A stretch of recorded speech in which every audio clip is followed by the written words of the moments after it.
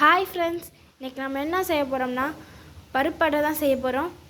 அதுவும் தஞ்சாவூர் ஸ்பெஷல். வாங்க எப்படி செய்யுதுன்னு பார்க்கலாமா? ரொம்ப முக்கியமானது கீரை, மிளகாத்தூள், உப்பு, ஜீரகம், மஞ்சத்தூள், பெருங்காயம், உளுந்து, வெள்ளை உளுந்து, பச்சரிசி, புழுங்கரிசி, பூண்டு, பருப்பு, வெங்காயம். வாங்க எப்படி செய்யுதுன்னு பார்க்கலாம். இப்போ எல்லா இன்க்ரீடியன்ஸையும் இதில் சேர்த்துக்கலாம். 1 கப்பு புழுங்கலரிசி, 1 கப்பு பச்சரிசி, 1/2 கப்பு பச்சரிசி.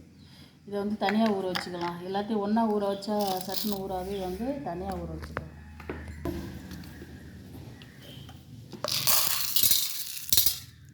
1 கப்பு பருப்பு, இது வந்து 100 கிராம் வருங்க. பருப்பு,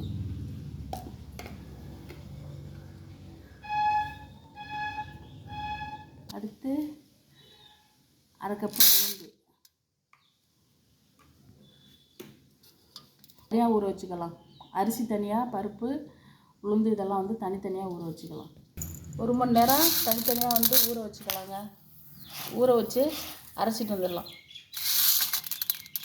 என்ன போடுறது, எங்கள் ஊரில் எல்லாம் இட்லி தோசை முடிஞ்சிருச்சுன்னு வச்சுக்கோங்க. இட்லி மாவு, தோசை மாவு முடிஞ்சிச்சுன்னா டக்குன்னு செய்யறதுக்கு டிஃபன் செய்ய ஒன்றும் இல்லை அப்படின்னா டக்குன்னு இந்த உரப்படை தான் செய்வாங்க. இது வந்து ஊற வச்சு புளிக்கணுங்கிற அவசியம்லாம் கிடையாதுங்க. உடனே ஊற வச்சு அரைச்சி உடனே செஞ்சுருவாங்க.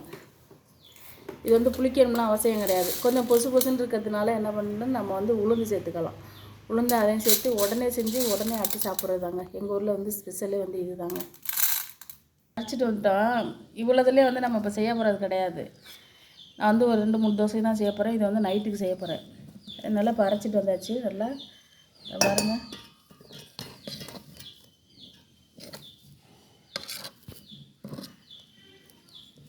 இவ்வளவு போதும். பாக்கி மாவு நைட்டுக்கு நாங்கள் வச்சுக்குவோம். இப்போ இதில் என்ன போட போகிறோம்னா வெங்காயம் போட போகிறோம். பூண்டு, செரிமானத்துக்கு வந்து பூண்டு, மஞ்சத்தூள்,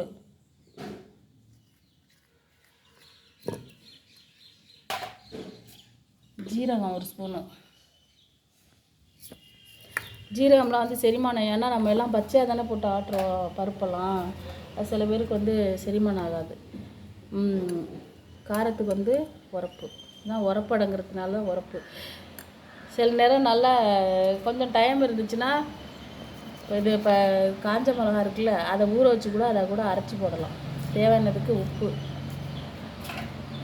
பெருங்காயத்தூள், கொஞ்சம் போல் பெருங்காயத்தூள்,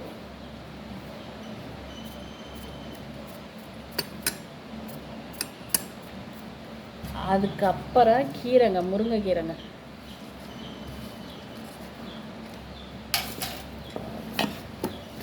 இதெல்லாம் போட்டு ஒரு கலக்க வேண்டியதுதான். கொஞ்சம் கெட்டியாக தான் இருக்கும். நம்ம தண்ணி விட்டுக்க வேண்டியதுதான். இது கொஞ்சோண்டு தண்ணி ஊற்றிக்கலாம்ப்பா.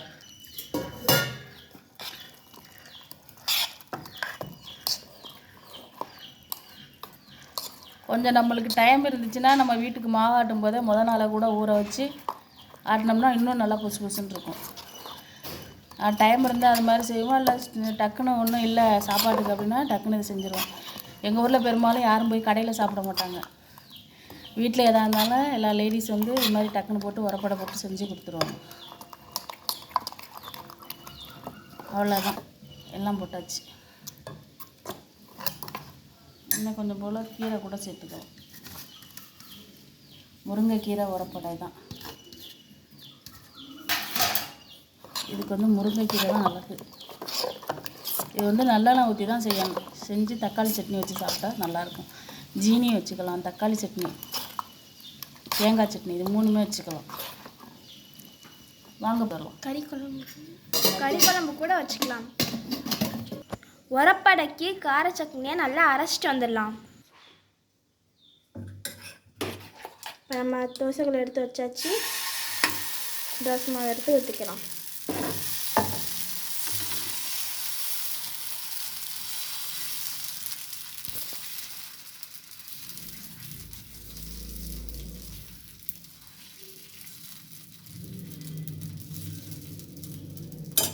எண்ணெய் சேர்த்துக்கலாம்.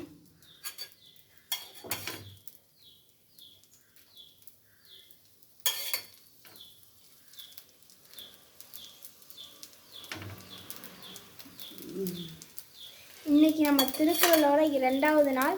இன்றைக்கி நம்ம என்ன திருக்குறள் சொல்ல போகிறோம்னா, கற்றதனால் லாயன் பயனின்கோள் வாளறிவான் நற்றா தொழார் எனில். இன்னமும் வரப்போகிற வீடியோ எல்லாத்துக்குமே நம்ம திருக்குறள் எத்தனை வீடியோ போடுறோமோ அத்தனை திருக்குறள் சொல்லுவோம். ஷார்ட்ஸுக்கு வந்து திருக்குறள் சொல்ல மாட்டோம், லாங் வீடியோக்கு மட்டும்தான் சொல்லுவோம்.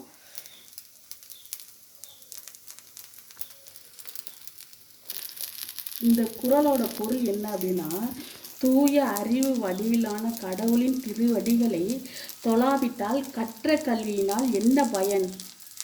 நம்ம அறிவால், நம்ம கற்ற கல்வி இல்லாட்டினா அறிவால் நம்ம வந்து சாமியை வந்து அதோட காலை வந்து நம்ம தொட்டு கும்பிடணும். அப்படி இல்லாட்டி நம்ம என்ன கல்வி கற்று என்ன பயன்? நம்ம படித்து என்ன பயன்? தினைக்கும் நம்ம வந்து சாமியை கும்பிடணும், கடவுளை வழிபடணும் அப்படிங்கிறதாங்க இதோட பொருள். ஃப்ரெண்ட்ஸ், அப்புறம் ஒரு முக்கியமான இம்பார்ட்டண்டான செய்தி என்ன அப்படின்னா, எங்கள் ஊரில் வந்து இப்போ புதுசாக வந்து திருவள்ளுவர் ஐயன் திருவள்ளுவருடைய ஆலயம் இருக்குது. அதை வந்து முன்னோர்கள் வந்து வழிபட்டாங்க பழைய கோயிலை வச்சு. அவருக்காண்டி இப்போ நாங்களாம் மக்கள்லாம் சேர்ந்து எல்லாருடைய உழைப்பாலையும் எல்லாருடைய ஆர்வத்தாலையும் நம்பிக்கையாலையும் நாங்கள் வந்து இப்போ புது திருவள்ளுவர் கோயில் வந்து கும்பாபிஷேகம் பண்ணியிருக்கோம். அது இப்போ 1 வருஷம் ஆயிடுச்சு. நான் உங்களுக்கு கூடிய விரையில் வந்து நாங்கள் எங்களுடைய திருவள்ளுவர் கோயிலை நாங்கள் காமிக்கிறோம். அதை சுற்றி அது மட்டும் இல்லாமல் கோயிலுக்கு முன்னாடி வந்து குளம் இருக்குது, தீர்த்த குளம் இருக்குது. அந்த தீர்த்த குளத்தை சுற்றிலாம் நட்சத்திரங்கள் நம்மளுக்கு வந்து 27 நட்சத்திரமா, அந்த 27 நட்சத்திரத்துக்கு உரிய மரங்களையும் வச்சு அதுக்கு அந்தந்த ராசிக்காரங்க வந்து விளக்கு போட்டுக்கிட்டு போகிறாங்க. அந்த ராசியில் உள்ள நட்சத்திரத்துக்கு உள்ள மரத்தில் வந்து நம்ம விளக்கு போட்டோம்னா நம்மளுக்கு உள்ள நோய்கள், பீடை, தரித்திரம் அதையெல்லாம் போகும் அப்படின்னு ஒரு ஐதீகம். நான் கண்டிப்பாக வந்து நீங்கள் கமெண்ட் பண்ணியெல்லாம் நீங்கள் போய் திருவள்ளுவர் கோயிலை காமிங்க அப்படின்னு யாராச்சும் நீங்கள் கமெண்ட் பண்ணிங்கன்னா, ஒரு 10 கமெண்ட் வந்தால் கூட நான் போய் எங்கள் கோயிலை வந்து நான் சுற்றி காப்பேன். அதாவது பழைய கோயில் முன்னோர்கள் இது வந்து 400 வருஷத்துக்கு முன்னாடி என்ன பண்ணாங்கன்னா, முன்னோர்கள் வந்து அவர் எப்படி இருப்பார் அப்படின்னு தெரியாது. அதனால் என்ன பண்ணாங்கன்னா, ஓவியமாக வண்ணம் தீட்டுற மாதிரி ஓவியமாக வச்சு 400 வருஷத்துக்கு முன்னாடி வந்து ஓவியம் வச்சு அந்த படத்தை வச்சு தான் சாமி கும்பிட்டாங்க. இப்போ தான் என்ன பண்ணியிருக்காங்க, ஐயன் திருவள்ளுவருக்கு வந்து கற்சிலை ஒன்று 54 சிலையும் வச்சு இப்போ வந்து நாங்கள் கும்பாபிஷேகம் பண்ணி சாமி கும்பிட்டுக்கிட்டு இருக்கோம். கட்டாயம் நீங்கள் கமெண்ட் பண்ணிங்கன்னா நான் போயிட்டு காமிக்கிறேங்க. கோயில் வந்து எல்லாருடைய அனுக்கிரகத்தினாலேயும் கோயில் வந்து நல்ல பிரம்மாண்டமாக பெரிய கோயிலாக கட்டியிருக்காங்க. அது மட்டும் இல்லாமல் இந்த சின்ன கோயில்னு சொல்லுவாங்கள்ல, அது என்னது திருவோடு மரம், அந்த திருவோட்டு மரம் நீங்கள் பார்க்கலாம். ருத்ராட்ச மரம் காமிக்கலாம். இப்போ வந்து திருவோட்டு மரம் வந்து பழுத்து இருக்குது. வெளியிலேருந்து மக்கள்லாம் வந்து அதை பறிச்சிட்டு போகிறாங்க. ஆன்மீகவாதிகள், சித்தர்கள் இவங்கெல்லாம் வந்து பறிச்சிட்டு போகிறாங்க. அதில் தான் எல்லாம் யாசகம் வாங்குவாங்களாம். அதனால் வந்து அதுவும் இருக்குது, நான் காமிக்கிறேங்க.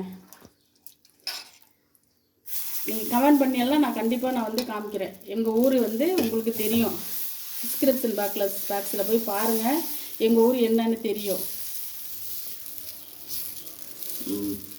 தோசை வச்சுருக்கோம். அது மட்டும் இல்லாமல் ஃப்ரெண்ட்ஸ், நாங்கள் வந்து எங்களுக்கு ஒரு எய்ம் வச்சுருக்கோம், 200 வீடியோ போட்டிருக்கதா, அதுக்கப்புறம் எங்களுடைய முகத்தை காட்டணும் அப்படின்னு.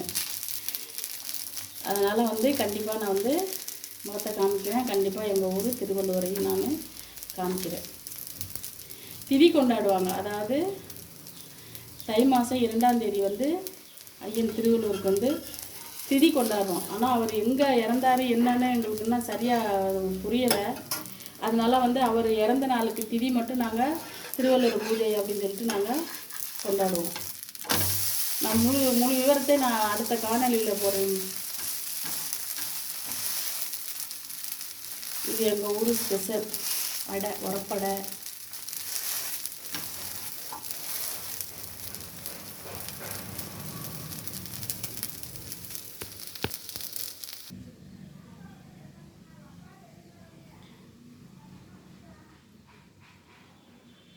எங்கள் ஊர் உரப்படை ரெடி ஆயிடுச்சு. இந்த வீடியோ உங்களுக்கு பிடிச்சிருந்துச்சுன்னா லைக் பண்ணுங்கள், ஷேர் பண்ணுங்கள், கமெண்ட் பண்ணுங்கள், சப்ஸ்கிரைப் பண்ணுங்கள். வாங்க சாப்பிட்லாம்.